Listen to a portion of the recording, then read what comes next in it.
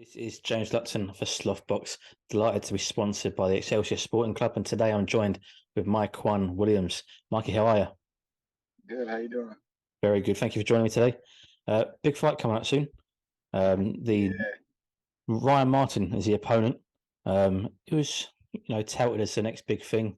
He had obviously a good amateur career, and he had a bit of time out of the ring. I think he was banned, if I remember correctly. But he also fought Josh Taylor in the World Boxing Super Series a little while ago.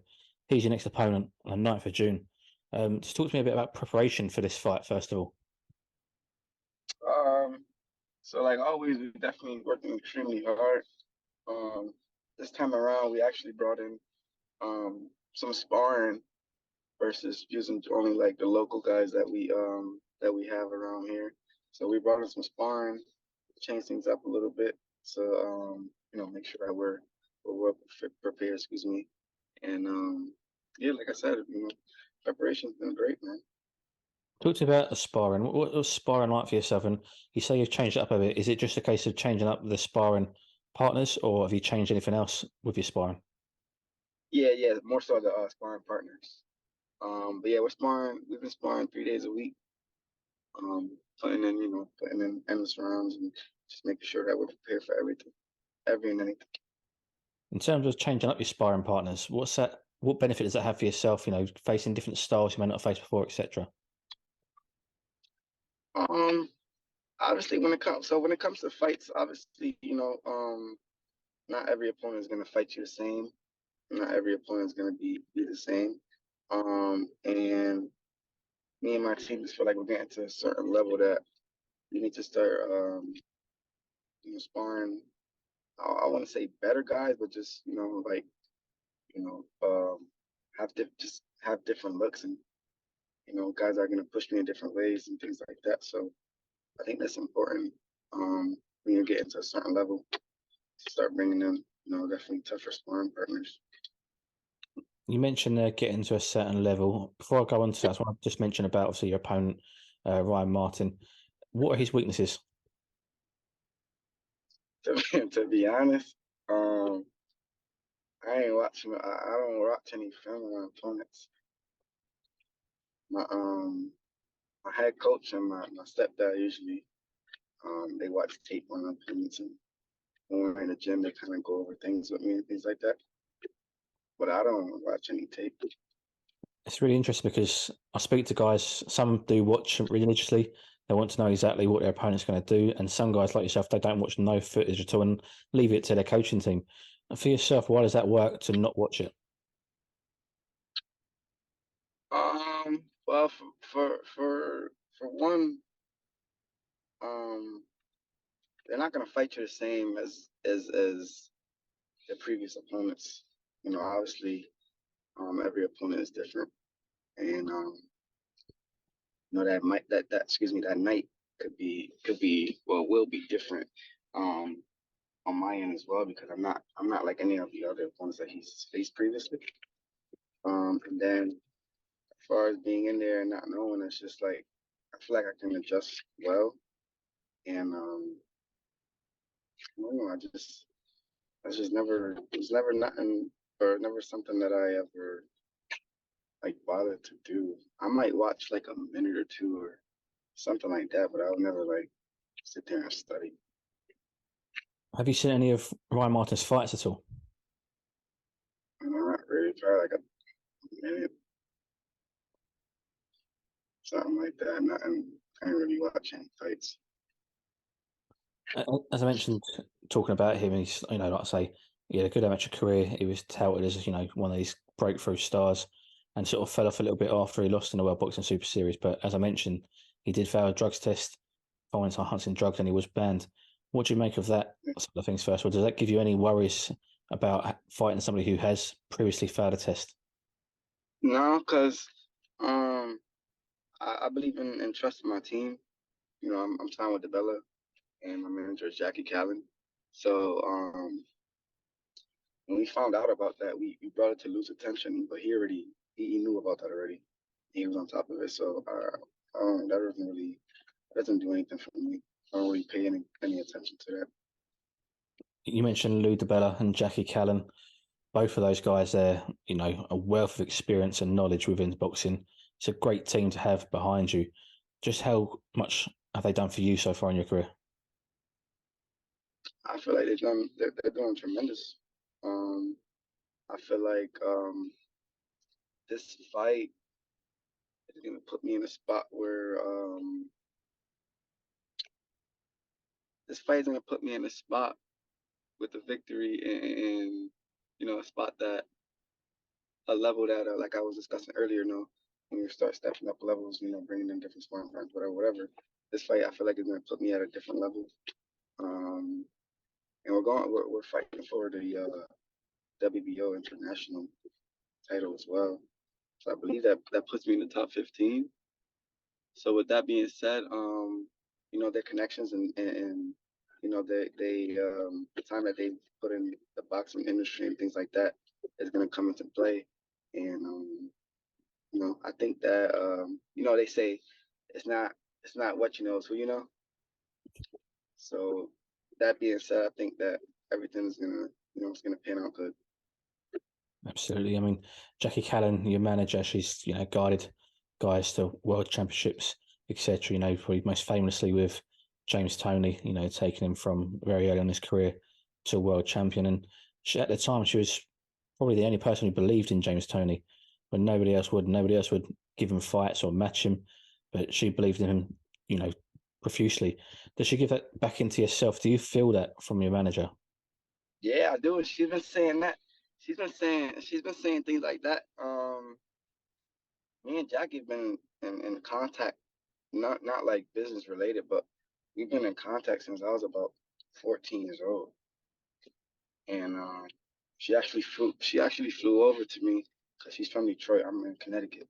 She flew over. My trainer flew over for a dinner show he did one year, and you know, ever since then we've been in contact. And you know, she always says things like that. You know, like giving me compliments and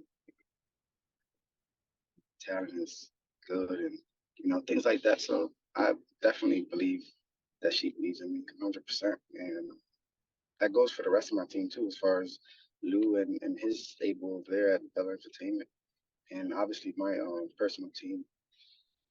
But yeah, I definitely believe that she believes. What's that like to have that support? Because as a fighter, your mindset is you are the best, you won't be beaten. But what's it like to have your team think that as well? I think it's important, but at the end of the day, I think that what's even more important is having a team that's going to be realistic with you and not like no yes man or anything like that. Just kind of bullshit you like. So they believe in me, but they also, you know, they're also realistic. You know what I mean? It's not like they're just fucking in it for the money or in it to try to get me killed or you know what I'm trying to say. So like their intentions are good. It's an interesting point you make there because, for example, Anthony Joshua over here in the UK, he has a massive entourage. People follow him around left, right, centre as part of his team when he's winning. And a lot of people feel like there are too many yes men surrounding him. And that's potentially why he may have lost his way a little bit in the ring after a few losses now. Do you Yeah, feel there's too much of that in boxing? They say it's a lonely place and it's important to see who's in your dressing room when you've lost a fight, not who's won a fight. right. Yeah, I think that yeah, I think that happens a little too often. You know, guys get their head blown up too big, and then when they get in there and they go through go through some tough obstacles and they don't come out on the winning side, it's like you said, as long as like people just vanish, disappear. They're only there for the glory, for the spotlight, for the shine. They're not there when things get tough and things get rough, and you know you really need them, or really need your support system to back you. But yeah, I think it happens a lot, man. I think it's not. I mean, it's you could look at it a lot of ways, but I think it's also the like the fighter should be at fault as well because you should kind of know like who's around you.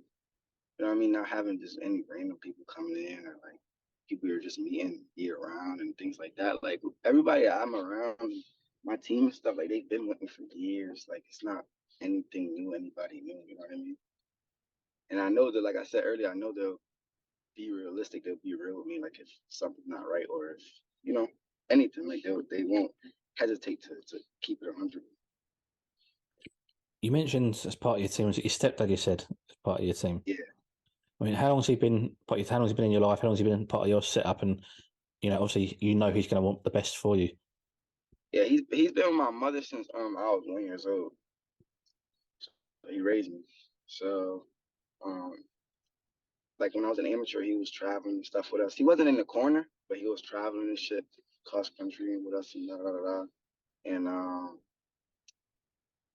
when I went pro, we brought him in for the to work the corner. But over the last few years, he's a big part of the team, and he's a factor for sure.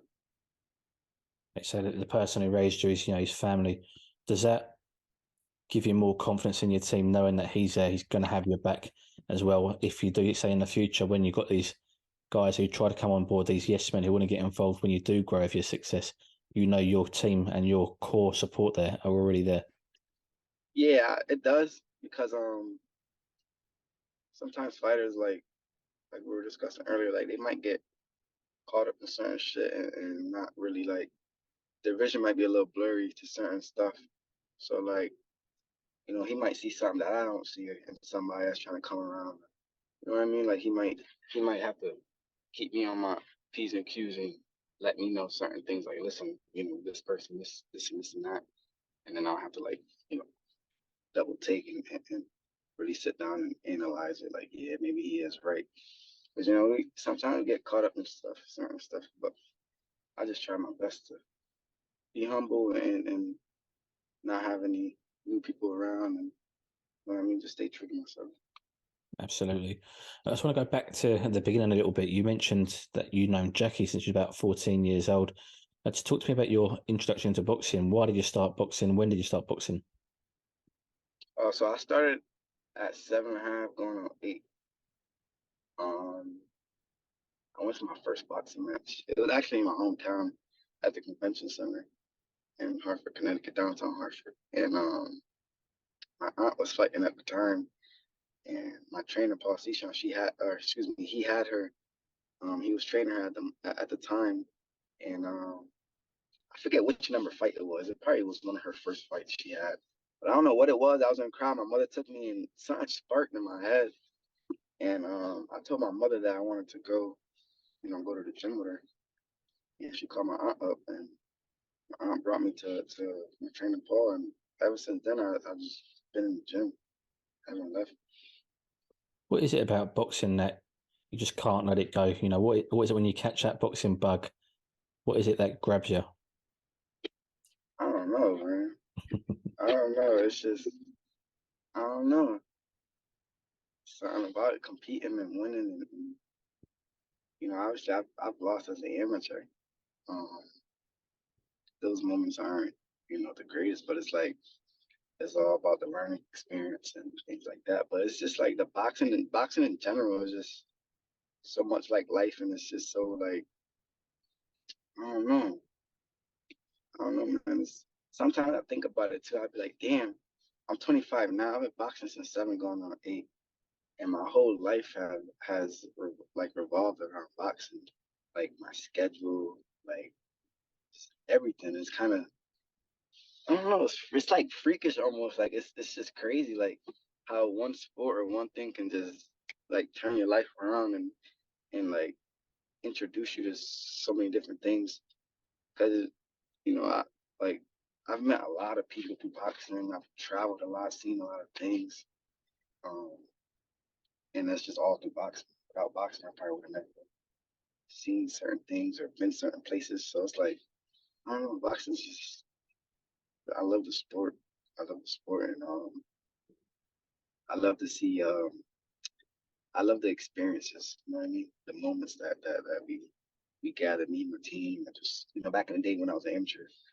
In the beginning, it was me and my trainer a lot of times. I was too alone traveling, but just those moments as well. Like sometimes I miss those moments. Like, damn, I used to be leaving school, getting a bunch of work, hitting the road and driving cross country for tournaments. Then you get out there and you kind of got like your little regional squad that you hang out with, and you're meeting different boxers from different states. It's just cool. Like I don't know, it's great. I think the sport is just it's I don't know. It's just I don't know. It's just a great sport. It's so much like life though. You know what I mean? Teaches you a lot within yourself as well.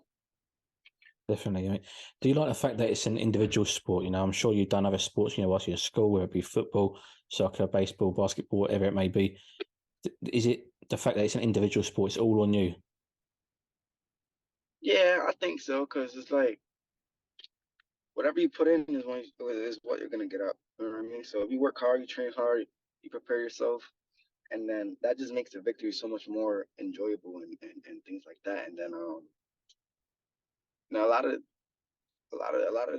fighters, I don't want to say a lot, but we've seen over the years a few fighters like they have a good squad, they'll have a good team, and then they'll face like a defeat or something, and they change up their whole team. And like I don't believe in that. I don't believe in that. I think it's just like maybe something within the person, or maybe you could bring something into the camp that'll help out. But I mean, just changing your whole stable and things like that is like, you got this far with them. Why you switching things out now that you face the defeat or something like that? Like, I don't know. Do you think that's a way of some people running away from excuses and blaming themselves for a loss? Yeah, it could be. It could be. But like I said, I don't believe in it. I think you should just like sit down with your team and talk things over and see what you guys could do differently for the better. Not just like split and go your own way. And obviously, yeah, it's, like you said, it's a boxing is a team. Excuse me, it's a individual sport. So you have to do what's best for you at the end of the day, because when it's all said and done, it's just it's you. At the end of the day, it's your career, your life. But behind the scenes, it is a team effort. You know what I mean? A lot of people don't understand that. You need certain things in place. You need certain people around to do this, to do that. Like, but yeah, I think so. You mentioned, it's your career, it's your, it's on you essentially, and your smaller team compared to other sports. But for yourself, what you mentioned as well earlier, your team are realistic. They're very real with you. Tell me about your route. What is your plan? You're 25 now, 20 fights in, 21st fight coming up very soon, still undefeated. As I mentioned, Jackie Kallen, massive faith in you. She believes you will become a world champion. When will you become world champion? Um, First, I'm gonna focus on getting this victory on the ninth. After that, whatever move is best for me in my career. I mean, I'm open to whatever. Like the belt that's on the line is definitely a stepping stone to get a huge fight in the near future. Maybe by the end of the year, maybe next year. Who knows? You know what I mean? But all I gotta do is just um continue to stay humble and just work hard. And I believe in good things will come. Um, my team is good. I believe I have one of the best teams, and I just gotta do my part. Really, just do my part. Stay focused. Staying on a theme of being realistic, and you mentioned there being humble. As you mentioned, you get this victory, you're ranked in the top 15 in the world. Do you believe you deserve a world title shot with this win, or do you still feel you're a few wins away? Uh, I think this fight will be the beginning of that. I get a couple more in. I obviously gotta prove myself as well. You know what I mean? Um, I'm not just gonna say, yeah, give me a world title shot, but I gotta continue to win. I gotta look good winning as well. Not only win, I gotta look good. And maybe a couple more fights. Who knows though? Who knows? You never know. When you're in top 15 and 10, your phone can ring at any time. The guys that pull out is injuries, is this and that. So as long as we stay ready and stay on top of everything, I think it'll be in the near future. You real mentioned smooth. you mentioned you don't watch the footage of your fighters, but your team do. Have they said to you, or have they indicated to you that this could be your toughest fight of your career so far? Could Ryan Martin be your best opponent? Yeah, on paper, I would say, yeah, definitely. Um, on paper, we'll have to see when we get in there and face each other, obviously. But I would say on paper. And then just finally, I want to talk about another fight, not yourself, but a big fight that was recently announced. We've been waiting about 5 years for it. Errol Spence Jr. and Terence Crawford. Finally seems like we've got the fight signed, Yeah, happening 29th of July, Las Vegas. And it sounds like as yeah. well, there's a rematch clause to happen by the end of this year as well. So we could get two of them this year. We've been waiting so long for Yeah. one, we get two this year. First of all, what's the hype and buzz like over in America for this? Everybody want this fight to happen. Been like you said, it's been years in the making. I know everybody around me, all the boxing people around me, they're excited. They're thrilled. Like, you know what I mean? It's like um that's a huge fight. I mean, we've had a couple fights. Like we had the Haney and Lomachenko. We had the Ryan and Tank. A couple more big fights, and there's a couple more that's gonna happen around that time as well. But I think that's probably the biggest fight that's been made in some recent time, like some years. You know what I mean? Especially that division, the welterweight division's always been popular and hot. But yeah, everybody's thrilled. I'm thrilled. I can't wait. I'm gonna see if I could go out there. I'm gonna see when the tickets come out and all that good stuff. But yeah, I'm thrilled. I've been um I've been talking to my one of my buddies um for quite some time. He loves Errol Spence. That's his boy. And I'm on Crawford's side. So we always go back and forth. Like if they ever fought or when they fight, we're gonna bet this and this and that.